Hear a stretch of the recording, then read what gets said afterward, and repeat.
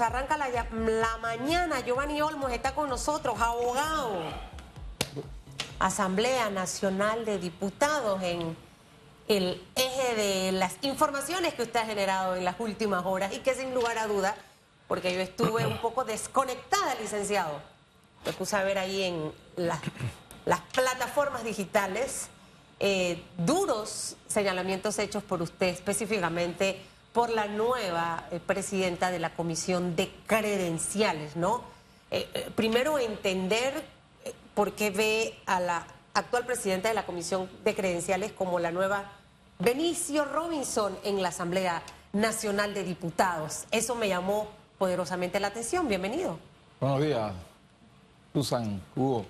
Bienvenido. Bueno, sí, bueno, es una forma de entender todo lo que pasó en la Asamblea, en la conformación de las comisiones y de la forma como se escogió, ¿no?, a la colega presidenta de la Comisión de Credenciales.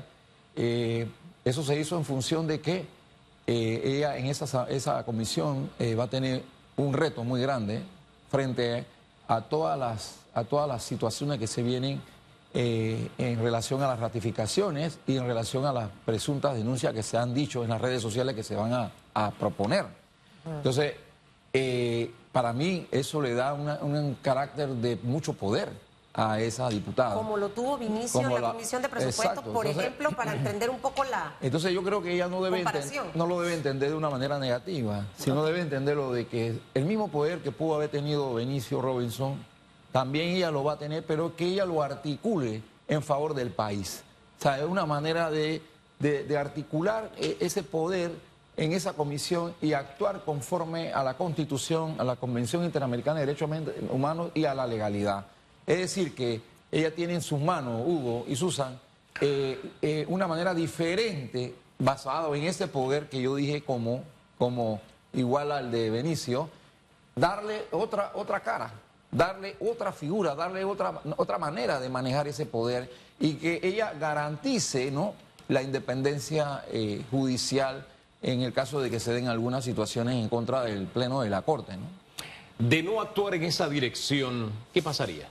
Bueno, estaríamos lo mismo y quizás nos abocaríamos a situaciones peores porque ya estaríamos yéndonos en contra de un poder del Estado muy importante como es el órgano judicial, Hugo, donde ellos tienen en sus manos garantizar la constitucionalidad de todos los actos administrativos del Estado y garantizar los derechos de las personas. Entonces eso sería una situación un tanto peligrosa para la democracia.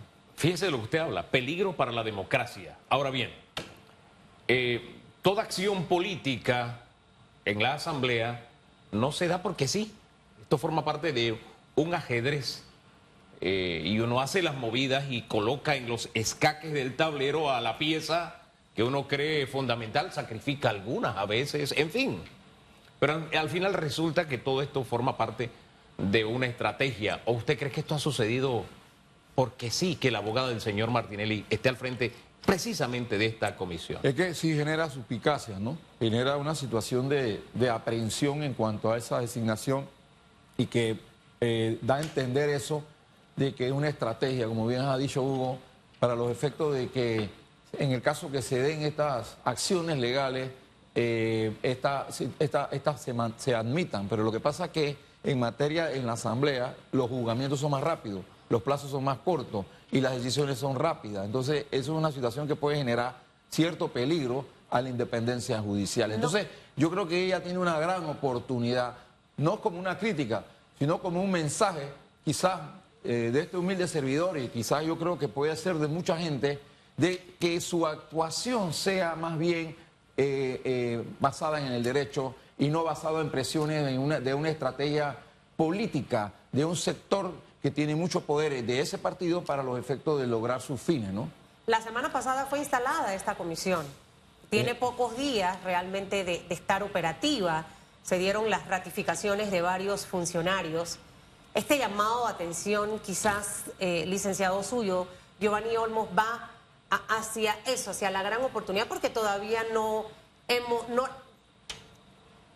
sería no positivo juzgarla antes de verla trabajar con el resto de los miembros de la Junta Directiva, porque tiene a un vicepresidente y una Junta Directiva de esta comisión. Claro, la sociedad está pendiente de sus actuaciones y ella tiene en este momento una responsabilidad muy grande, constitucional y legal, de ratificar algunos nombramientos, pero también igualmente se puede dar la situación y estas circunstancias que generarían mucho peligro a la democracia, a la institucionalidad jurídica del país. Debemos de garantizar la estabilidad del Estado. Y yo creo que ese ha sido el mensaje del presidente.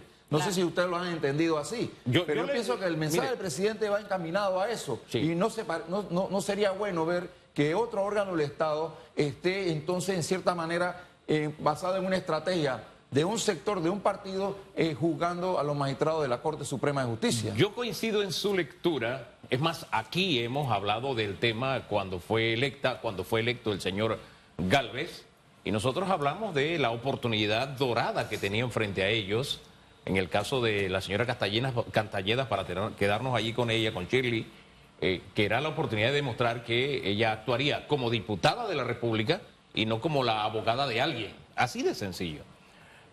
Sin embargo, el río está sonando, y normalmente cuando el río suena en Panamá, trae piedras.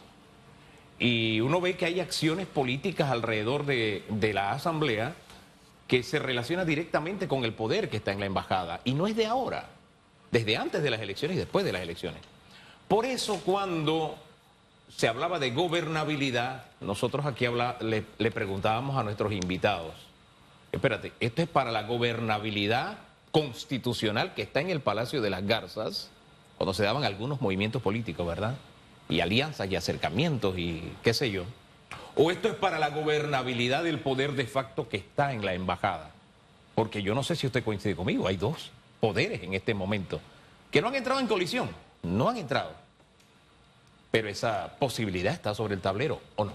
Es una situación de la embajada que no podemos enquistarla, Hugo, y subordinarla a la gobernabilidad del señor presidente de la República. No, eso no se puede.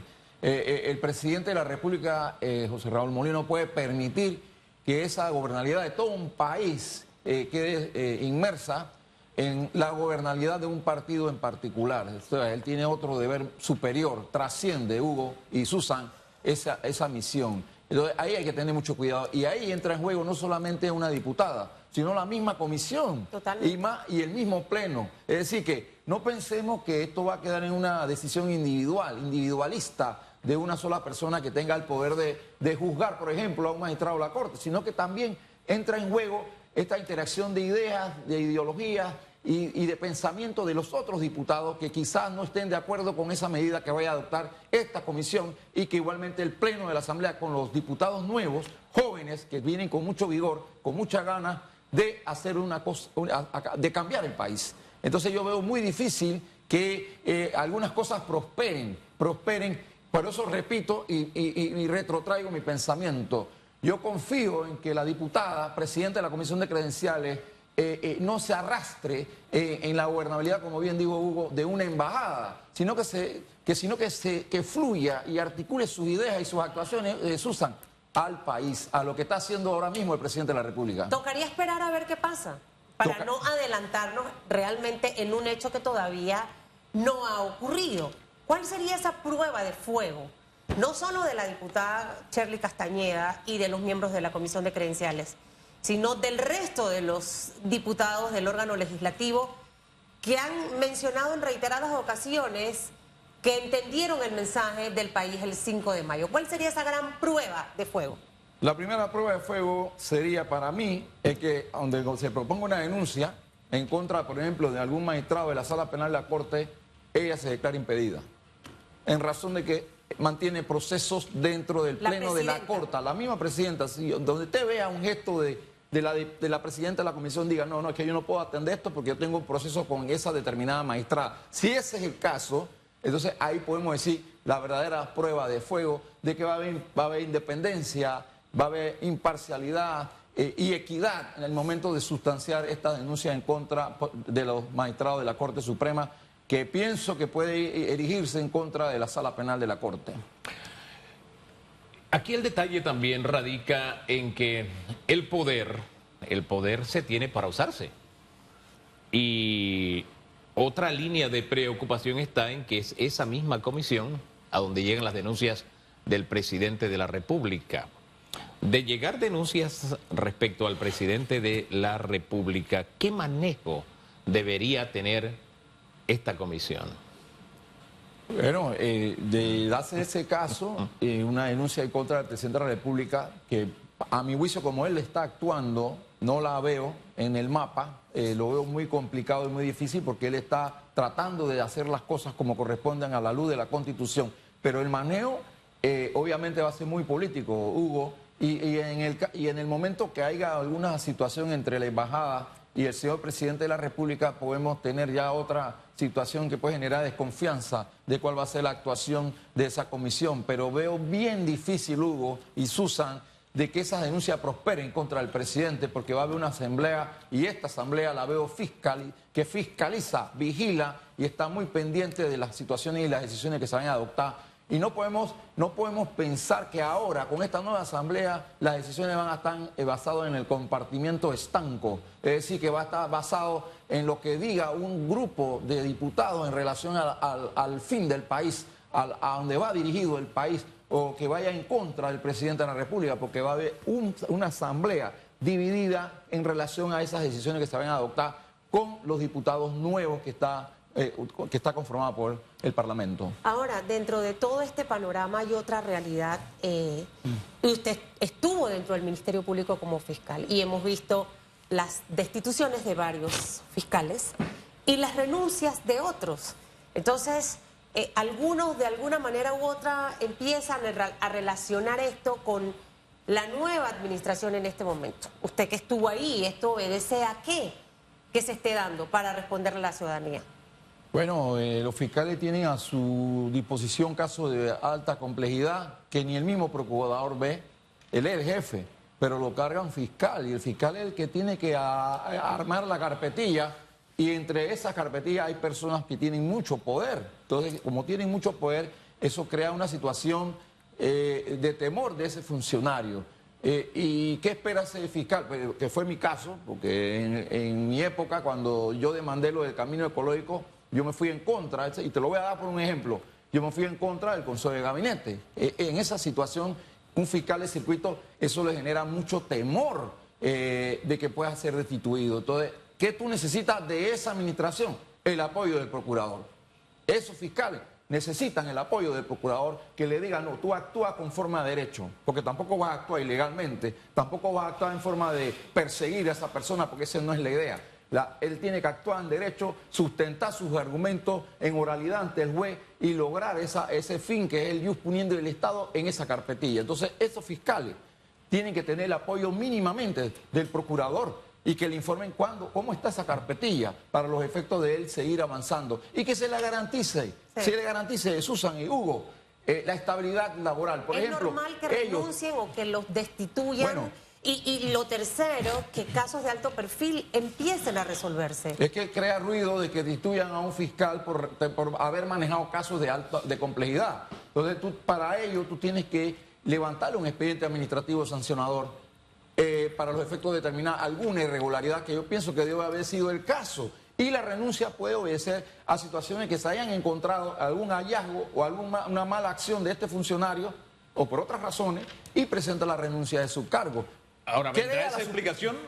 Disculpe que lo interrumpa, pero vendrá esa explicación porque ya las renuncias se han dado y las destituciones se han dado. Y no de cualquier fiscal o fiscales, no de cualquiera, sino los ligados a ciertos casos específicos. Eso llama la atención. Es que llama la atención porque no se ha podido explicar bien cuál fue la circunstancia o no que se llevó, ha querido explicar bien. O puede ser también, puede ser que no se ha dado no una explicación correcta en cuanto a estas destituciones y en cuanto a estas renuncias y fueron inmediatas. Entonces, es una situación que crea suspicacia. Y en cuanto al resuelve de varios casos de alto perfil, o sea, ahí habrían tres elementos. ¿Cuál debiera ser el rol en este momento del procurador actual?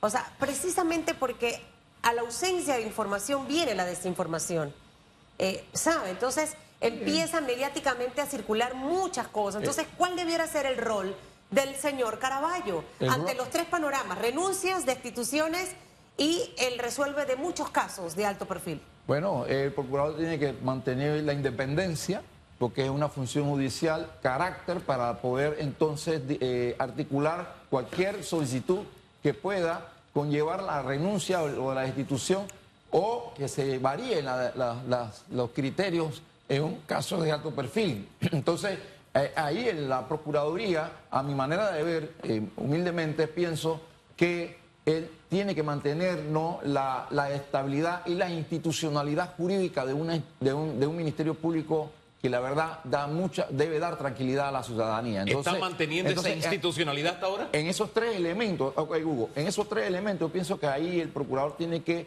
tratar de articular la independencia de la institución que él regenta frente a cualquier solicitud que pueda conllevar el cambio, por ejemplo, de un fiscal, renuncia de un fiscal o el cambio de un criterio de una vista fiscal a una absolución de un caso de alto perfil. Hombre, dejemos las cosas hasta ahí. Gracias por acompañarnos esta mañana. Señor Olmos. Que le vaya